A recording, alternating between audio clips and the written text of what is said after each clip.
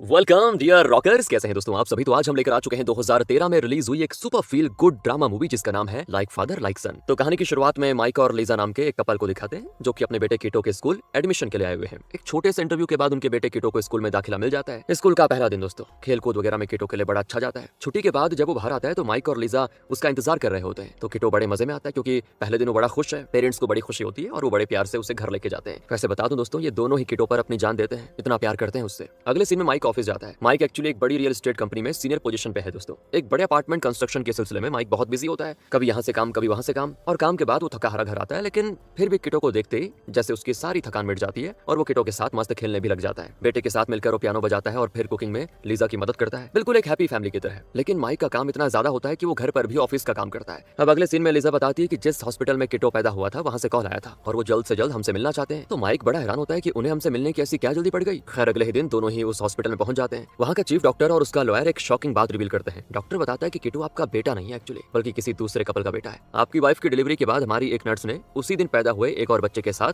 उसकी अदला बदली कर दी थी। मतलब दोस्तों माइक और लीजा का असली बेटा किसी दूसरे कपल के पास है और उस कपल का बच्चा किटो वो माइक और लीजा के पास है। डॉक्टर कहता है कि हम इस गलती की पूरी जिम्मेदारी लेते हैं और आपको कंपनसेशन के तौर पे देने को तैयार है कि कुछ चीजें। तो ये दोनों बौखला जाते हैं, दिमाग तो खराब होना ही था यार। मतलब डॉक्टरों की हरकतों की वजह से किसी और के इमोशन पे ये खिलवाड़ हो रहा है। वो कहते हैं कि 6 साल से हम जिस बच्चे को अपने जिगर का टुकड़ा मानकर पाल रहे हैं, आज आप कह रहे हैं कि वो हमारा बेटा नहीं है। नहीं, एक बात बताइए, इतनी बड़ी गलती आपने कैसे कर दी? और पैसों से हमारा मुंह बंद करवाना चाहते हैं क्या? जो कंपनसेशन लगा के रखा हुआ है, जो हो गया उसे बदला नहीं जा सकता। फिलहाल तो हमें सिर्फ शक है, बाकी का हम डीएनए टेस्ट के बाद ही बता पाएंगे। तो इस तरह गुस्से में वो दोनों बहुत बकते हैं वहाँ पे और फिर घर आ जाते हैं। किटो ने आज स्कूल ज्वाइन किया है, इसी खुशी को वो केक कट करके सेलिब्रेट करते हैं। लेकिन दोस्तों दोनों के मन में ना डॉक्टर की कही हुई वो बातें अभी भी चल रही होती हैं। अब उनको ये लगता है, क्योंकि दिमाग में तो बात बैठ गई है ना कि किटो हमारा अपना जिगर का टुकड़ा नहीं है, किसी और का बच्चा है। आखिर डीएनए टेस्ट का जब रिपोर्ट आता है तो साफ पता चल जाता है किटो इनका बेटा नहीं है। हॉस्पिटल मैनेजमेंट इनकी परेशानी को कम करने की कोशिश तो करता है। वो कहते हैं कि आपका बेटा जिस कपल के पास पल रहा है, हमने उन्हें भी बुलाया, आप उनसे मिल लीजिए और फिर ही कोई फैसला ले पाएंगे। अब यहाँ पर माइक और लीजा की समझ में नहीं आता क्या करें, बहुत ही कंफ्यूजन में होते हैं दोनों। घर लौटकर भी उनको चैन नहीं आता। दोनों के बीच इस बात पे बहस भी शुरू हो जाती है। माइक कहता है मैंने तो पहले ही कहा था कि उस हॉस्पिटल में डिलीवरी नहीं करवाएंगे, पर तुम ही थी ना कि वहीं पे करवाना है वहीं पे करवाना है। अब देखो हमारे बच्चे के साथ धोखा हो गया, हमारे साथ धोखा हो गया। लेकिन लीजा कहती है कि मेरी डिलीवरी के दिन तुम मेरे साथ होते ना तो ये नौबत नहीं आती, पर तुम्हें तो उस दिन भी काम करना था ना, और मुझे दोष दे रहे हो। लेकिन अब एक दूसरे को दोष देके क्या ही फायदा, जो हो गया सो हो गया। अगले दिन दोस्तों इनका असली बेटा जिस कपल के घर पल रहा था वो दोनों भी इनसे मिलने हॉस्पिटल आते हैं। पति का नाम है जॉन और पत्नी का नाम माया। जॉन एक छोटा सा इलेक्ट्रिकल शॉप चलाता है, माया एक रेस्टोरेंट में काम करती है। और माइक की आमदनी के मुकाबले इनकी आमदनी कुछ नहीं है। लेकिन इनके 3 बच्चे हैं दोस्तों। पहले बच्चे की अदला बदली हुई थी, यानी कि इनका जो बड़ा बेटा होगा वही माइक और लीजा का असली बेटा है, क्योंकि ये कह देते हैं कि हमारा पहला बच्चा ही उस हॉस्पिटल में हुआ था। तो दोस्तों दोनों कपल्स फोटोज और वीडियोस के जरिए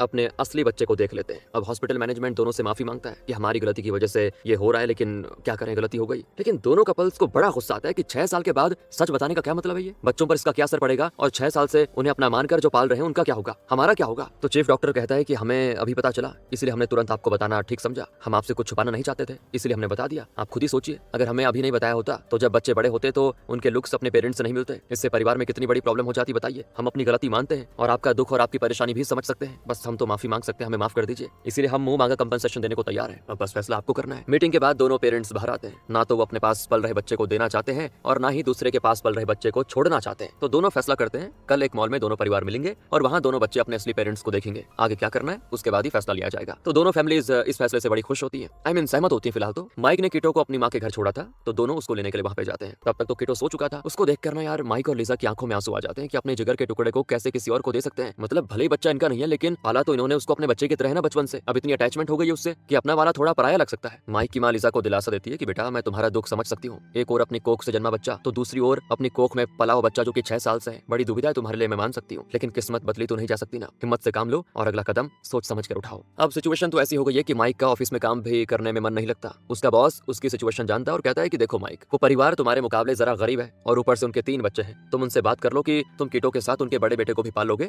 जो कि तुम्हारा अपना बच्चा है उसे। इस तरह तुम्हें किटो से अलग भी नहीं होना पड़ेगा और तुम्हें तुम्हारा अपना बेटा भी मिल जाएगा। बदले में तुम उस कपल को एक अच्छी खासी रकम दे देना। लेकिन माइक सोच में पड़ जाता है कि पैसों के बदले में वो अपने बेटे को, अपने खून को मेरे हवाले कैसे करेंगे, क्योंकि उस फैमिली के लिए उनका बड़ा बेटा उनका अपना ही बेटा है। भले वो मेरी पत्नी की कोख से जन्मा है, लेकिन पाला तो उन्होंने ही है ना। जिस तरह हम किटो के लिए फील कर रहे हैं उसी तरह वो भी मेरे बेटे के लिए फील कर रहे होंगे जिसको उन्होंने पाला। खैर अगले दिन मॉल में दोनों परिवार मिलते हैं। वो अपने बच्चों को बताते हैं कि ये तुम्हारे अंकल आंटी है। इस तरह दोनों बच्चे अपने अपने असली पेरेंट्स को अंकल और आंटी के नाम से जानने लग जाते हैं। बच्चे आपस में तुरंत घुल मिल जाते हैं दोस्तों। जॉन और माया के घर पर पल रहे लड़के का, यानी माइक और लीजा के अपने बेटे का नाम है केविन। जॉन कहता है कि बच्चे आपस में अच्छे से खेल रहे हैं, तो क्यों ना एक हफ्ते के लिए आप किटो को हमारे घर भेज दें और हम केविन को आपके घर भेज दें। उन्हें भी आदत पड़ जाएगी कि ये अंकल और आंटी का घर घर है, हम यहाँ पे सेफ है, उन्हें फील हो जाएगा और फिर थोड़े दिनों के बाद हम उनको सच बताकर समझा भी पाएंगे कि बेटा ऐसी ऐसी बातें हैं। क्या पता तब जाकर वो अपने असली पेरेंट्स को एक्सेप्ट कर ले। तो माइक और लिजा भी मान जाते हैं कि करें तो करें क्या, ऑप्शन तो है नहीं। जॉन काफी इनोसेंट टाइप का आदमी है दोस्तों, बच्चों के साथ मस्त खेलता है। एक ओवर माया और लिजा बैठकर बातें कर रही होती हैं। माया बताती है कि कुछ लोग मेरी पीठ पीछे कहते थे कि मेरा बड़ा बेटा ना मेरे जैसा है और ना जॉन जैसा। लोग मेरे बारे में पता है बुरी बुरी बातें कहते थे, मुझे बड़ा दुख भी होता था, कहते थे किसी और का बच्चा लेकर आ गई। लेकिन अब हॉस्पिटल के जरिए सच का पता चला है और मुझे चैन आ गया। लेकिन फिर भी ना तो लिजा किटो से अलग होना चाहती है दोस्तों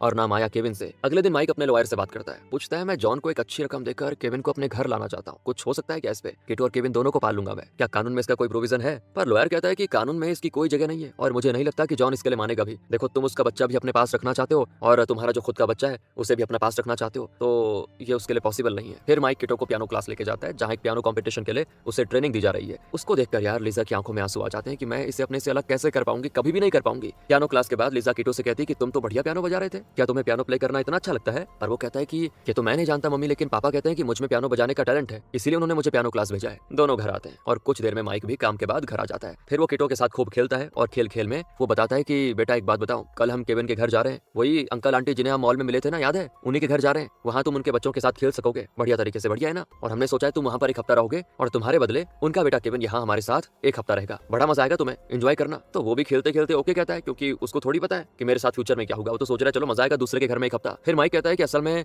वो अंकल और आंटी नहीं है, बल्कि बेटा बिल्कुल मेरे और मम्मी की तरह है, उनको भी तो मम्मी पापा का दर्जा दो, आई मीन उनको भी अपने पेरेंट्स मान सकते हो। अब मासूम सा किटो हर बात के लिए हाँ करता जाता है कि ठीक है कोई दिक्कत नहीं। अगले दिन वो किटो को केविन के घर लेके जाते हैं। किटो को वहाँ छोड़कर वो केविन को अपने साथ लेके आ जाते हैं। जॉन और माया को केविन से अलग होने का दुख जरूर होता है, आखिर 6 साल से पाल जो रहे थे उसको अपना बेटा बनाकर, और उसी तरह लिजा और माइक को भी किटो को यहाँ छोड़ जाने का बड़ा दुख होता है। खैर वो केविन को अपनी कार में घर लेकर जा रहे होते हैं, बीच में वो उससे बात करने की कोशिश करते हैं, लेकिन वो कोई जवाब नहीं देता, बल्कि चुपचाप जॉन के दिए हुए वीडियो गेम कंसोल पे कुछ खेल रहा होता है। अब यहाँ दोस्तों किटो को जॉन और माया का घर बहुत ही डिफरेंट लगता है, क्योंकि माइक और लिजा तो अमीर थे ना, उनका घर तो काफी शानदार था, पर जॉन और माया का घर थोड़ा छोटा होता है, थोड़ा क्या काफी छोटा होता है। फिर वो जॉन की इलेक्ट्रिकल शॉप में भी जाता है, रात को सभी बैठकर मस्त खाना खाते हैं। अभी क्या है ना, ये जो एक्सपीरियंस है किटो को थोड़ा बढ़िया लगता है। वहाँ तो किटो अकेला था, लेकिन यहाँ पर उसके साथ खेलने के लिए छोटा भाई और बहन है, तो वो बड़ा अच्छा फील करता है। पर दूसरी ओर केविन को माइक और लिजा के घर में बड़ा अजीब लगता है, क्योंकि यहाँ उसके घर वाली वो चहल पहल नहीं है और माइक और लिजा उसके साथ चुपचाप बैठकर खाते हैं। यहाँ पर वो अपने भाई बहन को बहुत ही मिस करता है। वहाँ जॉन तो बच्चों के टॉयज वगैरह रिपेयर कर देता है और सब बड़े मजे से खेलते हैं, लेकिन यहाँ केविन बोर हो जाता है यार, और वो एक हफ्ते के खत्म होने का बस इंतजार करता रहता है कि कब वापस जाऊंगा मैं। वो अक्सर लिजा से पूछता रहता है कि आज कौन सा दिन है, कब होगा एक हफ्ता पूरा, मुझे घर जाना है। कहता रहता है कि मुझे बस अपनी मम्मी को देखना है। अब जैसे तैसे दोस्तों एक हफ्ता बीत जाता है और अब लिजा किटो को लेने के लिए जाती है। केविन को देखकर जॉन और माया और केविन के भाई बहन सभी बड़े खुश होते हैं, पर किटो के हाथ में चोट लगी होती है। लिजा कहती बेटा क्या हो गया, कैसे लगी? वो बहुत ही कैजुअली कहता है मैं दूसरे बच्चों के साथ पार्क में खेल रहा था, बस गिर गया, नॉर्मल है। लेकिन लिजा घबरा जाती, क्योंकि उसे किटो को पार्क में ले जाकर खिलाने की आदत ही नहीं थी, मतलब वो किटो को बहुत ही संभाल के रखती थी। खैर वो किटो को घर लेके आ जाती और पूछती कि बेटा ये एक हफ्ता कैसा गया तुम्हारा, तुम ठीक तो हो ना? किटो कहता है हाँ माँ मुझे ना वहाँ बड़ा मजा आया, सच बता रहा हूँ। और वहीं दूसरी ओर जॉन के घर में केविन की बड़ी खातिरदारी होती है, क्योंकि वो एक हफ्ते के बाद आया। अब यहाँ लिजा किटो की चोट पर कोई दवा लगाती है और फिर उसे उसके कमरे में सुला देती है। पर थोड़ी देर में वो एक रोबोट टॉय लेकर बाहर आता है और कहता है कि मम्मी अगली बार जब मैं केविन के घर रहने जाऊंगा ना तो इसे साथ लेके जाऊंगा, मुझे दिखाना है सभी को ये मैं इसके साथ कैसे खेलता हूँ। हाँ वैसे ये काम तो नहीं करता, लेकिन केविन के पापा सारी चीजें ठीक कर सकते हैं, तो वो इसे भी ठीक कर देंगे मम्मी। ये सब सुनकर माइक को ना दोस्तों दुख होता है, क्योंकि उसको अब ये लगता है कि शायद माइक को वो परिवार पसंद आ गया और इसीलिए वो अभी से वहाँ जाने की बात कर रहा है, मतलब एक्साइटमेंट दिखा रहा है। अगले दिन किटो के स्कूल में कोई फंक्शन होता है, तो लिजा उसको तैयार कर रही होती है और तब लिजा की माँ भी आई होती है वहाँ पे। लेकिन तब वहाँ पर आता है जॉन। असल में किटो का सगा पिता होने के नाते शायद वो अपने बेटे के स्कूल फंक्शन में हिस्सा लेने के लिए आया हुआ है, पर उसका आना इन लोगों को अच्छा नहीं लगता, तो वैसे सभी साथ में जाते हैं और वहाँ माइक से ज्यादा जॉन किटो के फोटोज वीडियोस वगैरह शूट करता है। वैसे दोस्तों बताऊं माइक को ना चिढ़न भी होती है। इस तरह तो 6 महीने निकल जाते हैं और इस दौरान ये दोनों परिवार आपस में काफी घुल मिल जाते हैं। इन दोनों परिवारों की एक मीटिंग में जॉन बच्चों के साथ हमेशा की तरह मस्त खेल रहा होता है, लेकिन माइक का चेहरा उतरा हुआ होता है। कुछ देर के बाद खेल खत्म करके जॉन उसके पास आकर बैठता है और समझाता है कि मैं तुम्हारे मन की हालत को समझ सकता हूँ माइक, जिस तरह किटो से अलग होकर तुम्हें दुख होगा वही दुख केविन से अलग होकर मुझे भी होगा, लेकिन हमारे परिवार की इन मीटिंग्स का फायदा उठाओ और किटो के साथ तुम ज्यादा वक्त बिताया करो, क्योंकि मैं जानता हूँ कि तुम काम में बहुत ही बिजी रहते हो और किटो के साथ ज्यादा वक्त नहीं बिता पाते हो। देखो सिर्फ पैसे ही हमारी लाइफ को डिसाइड नहीं कर सकते, मेरी तरह बच्चों को वक्त दो, उनके साथ खेलो, तभी बच्चों को भी अपने पापा पर थोड़ा प्यार आएगा ना। लेकिन दोस्तों यहाँ पर उसका इस तरह से एडवाइस देना माइक को और गुस्सा दिलाता है। वो सोचता है ये कुछ ज्यादा नहीं बोल रहा ये जॉन। कुछ देर के बाद जब माइक निकलता है तो जॉन से कहता है कि मेरी बात का बुरा मत मानना, लेकिन मेरी आर्थिक स्थिति तुमसे बेहतर है, इसीलिए मैं किटो और केविन दोनों की अच्छी परवरिश कर पाऊंगा। मैं चाहता हूँ कि तुम्हारा बेटा किटो जो मेरे घर पर पल रहा था और मेरा बेटा केविन जो तुम्हारे घर में पला बड़ा हुआ है, दोनों की मैं खुद परवरिश करूँ, उन्हें अच्छी लाइफ दूं और अच्छी शिक्षा दे पाऊँ। तुम्हारे तो वैसे भी 3 बच्चे हैं, उनका खर्चा उठाने में तुम्हें तकलीफ होती होगी, इसलिए क्या तुम केविन और किटो दोनों को मेरे पास रहने दोगे? अब यहाँ पर दोस्तों ऑब्वियसली यार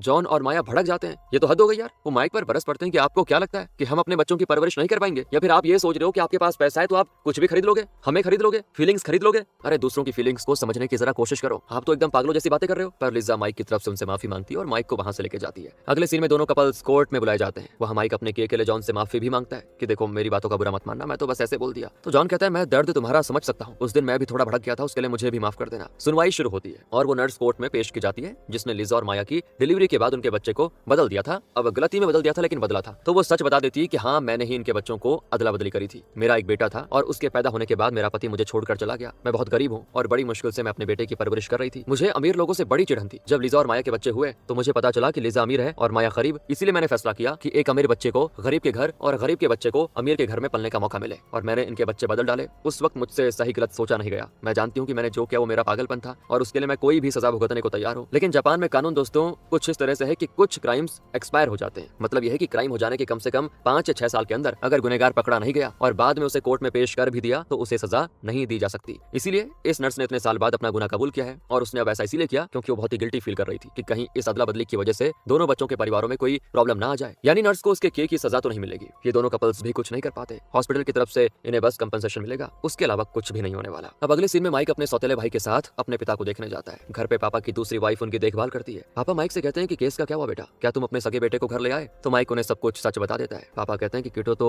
अपने खून को पहचान गया शायद, इसीलिए वो उनके घर जाने की बात कर रहा था। तुम भी अपने सगे बेटे केविन के साथ वक्त बिताओ, उसे समझने की कोशिश करो, उसे भी तो लगे कि तुम ही उसके बाप हो, सगे बाप हो। अब बिल्कुल भी देरी मत करो और केविन को अपने घर ले आओ और किटो को उसके पेरेंट्स यानी सगे पेरेंट्स के पास छोड़ाओ। माइक कहता है आप हमारी फीलिंग समझ नहीं सकते पापा। इतना कहकर वो चला जाता है। घर लौटता है अपने माइक। लिजा कहती पापा कैसे? तो माइक कहता है वो तो ठीक है। अब वो देखता है कि किटो ने फादर्स डे के लिए 2 फ्लावर्स बनाए हैं क्योंकि स्कूल में उसे इस तरह का कोई क्राफ्ट बनाने को कहा गया था। तो माइक कहता है बेटा 2 क्यों बनाए फ्लावर्स? किटो कहता है 2 इसीलिए, एक आपके लिए और दूसरा केविन के पापा के लिए। आप ही ने तो कहा था कि उनको भी मैं मम्मी और पापा की तरह ट्रीट करूं, इसीलिए बस उसके पापा के लिए बना दिया। और यहाँ पर माइक का चेहरा एकदम से मुरझा जाता है क्योंकि अब वो रियलाइज करता है कि किटो जॉन को भी अपना पापा मानने लगा है और ये सही भी है यार। लेकिन माइक इस बात को अभी तक एक्सेप्ट नहीं कर पाया। फिर एक हफ्ते के लिए किटो को जॉन और माया के घर छोड़ा जाता है और केविन माइक और लिजा के साथ रहने लग जाता है। माया अपने दोनों छोटे बच्चों को किटो के साथ छोड़कर काम के लिए निकल जाती है और किटो बड़े प्यार से अपने छोटे भाई और बहन की देखभाल करता है। खेलते खेलते वो रेस्टोरेंट पहुंच जाते हैं जहाँ पे माया काम करती है। तो माया उनको खाना देती है तो किटो खाना ले लेता है और अपने छोटे भाई का हाथ पकड़ लेता है और चुटकी को भी बड़े ध्यान से अपने साथ लेके जाता है। ये प्यारा सा दृश्य देखकर माया के अंदर जैसे खुशी की लहर दौड़ पड़ती है क्योंकि केविन ने इनकी ऐसी देखभाल कभी की नहीं थी, पर किटो इनका इतना बढ़िया ख्याल रख रहा है तो कमाल है। शायद इसी को खून का रिश्ता कहते हैं। यही सोचकर माया इमोशनल हो जाती है दोस्तों। कुछ हफ्ते बीत जाते हैं। उस दिन किटो का पियानो कंपटीशन होता है। किटो ठीक ठाक बजाता है। उसके बाद एक लड़की किटो से बेहतर परफॉर्म करती है। खूब तालियां बजती हैं उसके लिए। किटो खुद लिजा से कहता है कि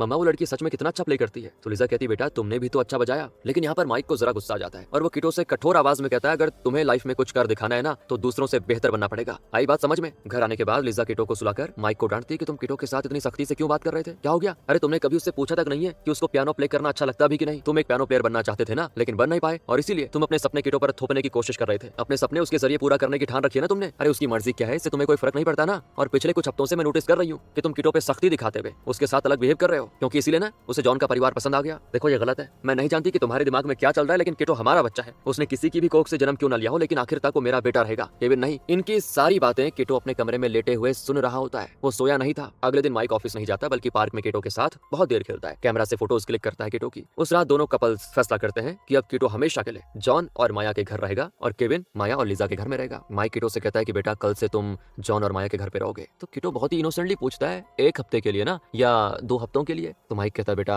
हमेशा के लिए, और वही तुम्हारा घर होगा और जॉन और माया तुम्हारे मम्मी पापा होंगे। उनके साथ अच्छे से रहना, हमारे पास आने की जिद मत करना। किटो को उसकी बात पूरी तरह से समझ तो नहीं आती, लेकिन फिर भी वो कहता है ओके पापा, क्योंकि दोस्तों उसे कभी भी पापा को ना कहने की आदत नहीं थी। और लिजा तो दिल पे पत्थर रखकर किटो की चीजें, उसके टॉयज, फोटोज वगैरह पैक कर देती है। अगले दिन दोनों परिवार एक नदी किनारे मिलते हैं। बच्चे हमेशा की तरह एक दूसरे के साथ मस्त खेलते हैं। जॉन और माइक एक जगह पे बैठ जाते हैं। जॉन कहता है मैं जानता हूँ तुम्हें एडवाइस लेना अच्छा नहीं लगता, लेकिन मुझसे कहे बिना भी रहा नहीं चाहता। मैं बस इतना कहना चाहता हूँ कि अपने बेटे के साथ वक्त बिताओ, उसके साथ खेलो, उससे प्यार से बातें करो। हद से ज्यादा सख्ती अच्छी नहीं होती। दूसरी ओर लिजा और माया आपस में बातें कर रही होती है। लिजा कहती है किटो अक्सर मुझसे कहा करता था कि मेरे साथ खेलने के लिए मुझे एक छोटी बहन चाहिए, लेकिन वो बहुत ही लकी है क्योंकि अब उसको छोटी बहन नहीं बल्कि एक छोटा भाई भी मिलने जा रहा है। मुझे लगता है तुम सब के साथ तो बड़ा खुश रहेगा, लेकिन उसके बिना मेरा क्या होगा पता नहीं, लेकिन मैं सह लूंगी, चलो ठीक है। अब यहाँ पर माया उसको हिम्मत देती है और कहती है तुमने किटो को जितना प्यार दिया उतना प्यार केविन को भी देना। फिर दोनों परिवार अलग अलग खड़े होकर फोटोज खिंचवा लेते हैं, जिसके बाद किटो जॉन और माया के साथ और केविन माइक और लिजा के साथ चला जाता है। अब माइक केविन को अपने हिसाब से और यहाँ के माहौल के हिसाब से बदलने की कोशिश करता है। कहता है कि बेटा अब से हम तुम्हारे पेरेंट्स हैं, इस घर के तौर तरीके इस तरह हैं, समझा देता है पूरी तरह उसको और कहता है कि अब तुम उस घर में वापस नहीं जा सकते। पर केविन बार बार एक ही सवाल कहता है कि क्यों नहीं जा सकता मैं। माइक आगे कहता है कि सुनो यहाँ दीवार पर ड्राइंग नहीं कर सकते। तो वो पूछता है क्यों? मैं तो कर सकता हूँ। इस तरह वो काफी मस्ती वाले मूड में होता है, जबकि माइक का मूड अच्छा नहीं होता, लेकिन फिर भी माइक सब्र से काम लेने का फैसला करता है। वहीं दोस्तों किटो अपने पेरेंट्स से दूर होकर उदास रहता है बैठा हुआ, और माया बड़े प्यार से कहती है, बेटा वहाँ क्या कर रहा है, इधर आ मेरा लाडला बेटा। वो उसे गुदगुदी करके हंसाती है, उसे खुश रखने की पूरी कोशिश करती है। और यहाँ केविन अपने परिवार को बहुत ही मिस करता है, काफी बोर फील करता है यार। वो अपने मम्मी पापा की ड्राइंग्स बना के रखता है, तो माइक उसे बार बार वार्न करता है कि ये सब मत करो मत करो। लगभग दोस्तों यहाँ पर कंडीशन ये हो गई थी कि केविन माइक से बड़ा डर रहा होता है। लाइक एक टीचर होता है ना बड़ा सख्त सा, कि ऐसा मत करो वैसा मत करो, उसी तरह माइक बिहेव कर रहा होता है केविन के साथ। कभी कभी वो कीटो के पियानो के साथ छेड़ करता है, तो माइक उसको मना करता है कि मत छेड़ो, लेकिन वो एक नहीं सुनता माइक की, और एक पॉइंट पर माइक गुस्से में उसे डांट देता है। वो बेचारा चुपचाप चला जाता है वहां से। माइक और लिजा कीटो को बहुत ही मिस करते हैं। केविन का एक टॉय कार खराब हो जाता है दोस्तों, क्योंकि वहां तो अब उसके पापा थे जो टॉयज को ठीक कर देते थे, तो वो सोचता है माइक भी ठीक कर देगा और कहता है मेरा टॉय खराब हो गया, ठीक कर दीजिए। तो माइक कहता है इसको ठीक नहीं किया जा सकता बेटा, मैं तुम्हें नया ला दूंगा। लेकिन केविन उसे वापस लेकर कहता है मैं इसे अपने घर लेके जाऊंगा और वहां मेरे पापा इसको ठीक करेंगे। तो इस पर माइक चिढ़कर उसकी कार ले लेता है और उसे खुद ठीक करने की कोशिश करता है दोस्तों। बहुत देर के बाद भी जब बात नहीं बनती तो वो थक कर सो जाता है, और जब उसकी आंख खुलती है तो उसका हाथ उस क्राफ्ट फ्लावर पे पड़ता है जो कि कीटो ने बनाया था, पर वो टूट चुका होता है। उसको देखकर माइक को फिर से कीटो की याद आ जाती है। इसी बीच माइक का लॉयर उसे बुलाता है और उसे हॉस्पिटल की तरफ से दिया गया कंपनसेशन का चेक देता है। इसके अलावा वो नर्स जिसने बच्चों को बदला था, उसने अपनी गलती का प्रायश्चित करने के लिए अपनी जमा पूंजी को 2 हिस्से कर दिए, माइक और जॉन को दे दिए। लेकिन माइक को पैसे नहीं चाहिए, क्योंकि उसके पास पैसों की तो कमी है नहीं, ऊपर से वो नर्स बड़ी गरीब है और अपने बेटे की परवरिश बड़ी मुश्किल से कर रही है, इसलिए माइक वो पैसे उसे लौटाने जाता है। तो माइक को देखकर नर्स को बड़ी शर्म आती है, झुक जाता है उसका सर, और वो माइक की आंखों में नहीं देख पाती, बहुत ही शर्मिंदा होती है वो। माइक उसे पैसे लौटाते हुए कहता है कि मुझे इसकी जरूरत नहीं है, आप रख लीजिए, और वो भी डरी सहमी पैसे ले लेती है। तब नर्स का बेटा बाहर निकलता है और माइक को घूरने लगता है। उसे लगा था कि उसकी माँ को कोई परेशान कर रहा है, इसलिए वो माँ के बचाव में वहां पर आ गया, लेकिन माइक उसे कुछ नहीं कहता, बस उसके कंधे पे थपथपाकर वहां से चला जाता है। सच बताऊं तो यार माइक कीटो को ना हर बार मिस कर रहा है, लेकिन केविन तो उसका सगा बेटा है ना, और यही सच्चाई भी है। इसीलिए वो केविन के साथ क्लोज होने का फैसला करता है, ताकि उसे माइक के साथ अपनापन महसूस हो। दूसरी ओर केविन अपार्टमेंट की खिड़की से नीचे देखता है कि एक पिता अपने बच्चे के साथ पतंग उड़ाकर खेल रहा है। देखकर केविन को अपने पापा, माँ और भाई बहन की याद आ जाती है। वो लिसा को बिना बताए ट्रेन से वापस जॉन और माया के घर चला जाता है, क्योंकि उसी को वो अपना घर मानता है। इसी बीच जहाँ केविन को घर पर ना पाकर लिसा घबरा जाती है, हर तरफ उसे ढूंढती है। फिर वो जॉन के घर कॉल करती है तो पता चलता है केविन वहाँ पे सेफ है। माइक अब उसको ले जाने के लिए जॉन के घर जाता है, और बाहर माइक की आवाज को सुनकर कीटो छुप जाता है। कीटो को दोस्तों माइक से नाराजगी है कि उसने कितनी आसानी से मुझे यहाँ छोड़ दिया, इसलिए वो गुस्सा है और माइक को देखना तक नहीं चाहता। जॉन और माया माइक से कहते हैं कि केविन के साथ हम कभी सख्ती नहीं दिखाते थे, शायद इसीलिए वो आपके घर में एडजस्ट नहीं कर पा रहा है। एक काम करिए, कुछ दिन उसको यहीं पे रहने दीजिए, ठीक हो जाएगा वो, फिर हम खुद उसे आपके पास लेकर आ जाएंगे। पर माइक जिद करके उसे तुरंत अपने साथ लेकर चला जाता है, और यहाँ रास्ते में ही माइक फैसला करता है कि मुझे खुद को बदलना होगा अपने बेटे के लिए, वरना मेरा बेटा केविन मुझसे दूर हो जाएगा। कुछ देर के बाद दिखाते हैं कि अब माइक और लिजा मिलकर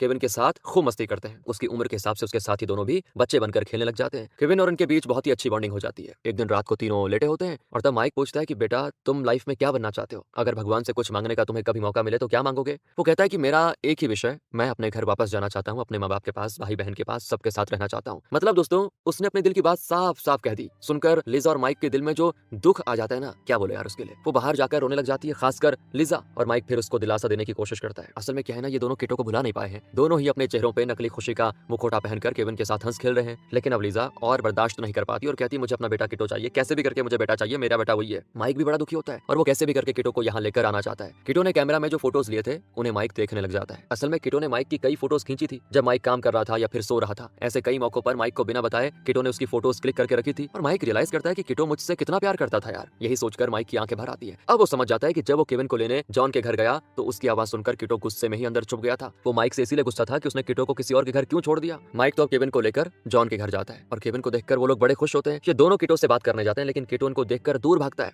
माइक उसके पीछे पीछे भागता है। कीटो कहता है कि मुझसे प्लीज आप बात मत कीजिए, मुझे छोड़कर तो चले गए थे ना आप। तो माइक उसके पीछे जाता है और कहता है कि सॉरी बेटा, पापा को माफ कर दो ना, और मैं तुम्हें छोड़कर कभी नहीं जाऊंगा और ना ही तुम्हें किसी और के पास भेजूंगा। अगर तुम्हें पियानो बजाना पसंद नहीं है तो मैं तुम्हें पियानो क्लास भी नहीं भेजूंगा, तुम्हारे साथ ज्यादा टाइम बिताऊंगा, हमेशा काम के पीछे नहीं भागूंगा, हमेशा तुम्हारे साथ रहूंगा, तुम्हारे लिए कुछ भी करूंगा। पर कीटो बिना पीछे मुड़े चलता जाता है, और माइक उसके आगे जाकर फिर खड़ा हो जाता है, और इतनी छोटी उम्र में उसके चेहरे पे इतना गुस्सा देखकर माइक को हंसी आ जाती है। वो कीटो को गले लगा लेता है यार। ये मोमेंट बड़ा इमोशनल होता है दोस्तों, और बहुत इमोशनल होकर वो कहता है कि बेटा आखिरी बार अपने पापा को माफ कर दो, आइंदा मैं ऐसी गलती फिर कभी नहीं करूंगा। कीटो का गुस्सा थोड़ा कम हो जाता है और जल्द ही वो माइक के साथ हंसकर बातें करने लग जाता है। और यहाँ पर माइक, लिजा, जॉन और माया एक बात तो रियलाइज कर लेते हैं कि ना माइक और लिजा कीटो से दूर रह सकते हैं और ना ही जॉन और माया केविन से। तो फिर इस प्रॉब्लम का सोल्यूशन क्या होगा, इसका फैसला करने के लिए वो जॉन के इलेक्ट्रिकल शॉप में बैठकर डिस्कस करने लग जाते हैं। और इसी के साथ दोस्तों ये कहानी खत्म होती है। अब क्या ही डिस्कस करेंगे यार, जिस बच्चे को पाल रहे हो उसी को रख लो, खत्म यार कहानी, है ना। सबसे बढ़िया, क्योंकि अटैचमेंट हो जाती है यार। बाकी अगर आपको स्टोरी अच्छी लगी हो, प्यारी सी लगी हो, तो लाइक करें, शेयर करें। बाकी मिलते हैं अगली वीडियो में, ध्यान रखेगा अपना, and finally thanks for watching.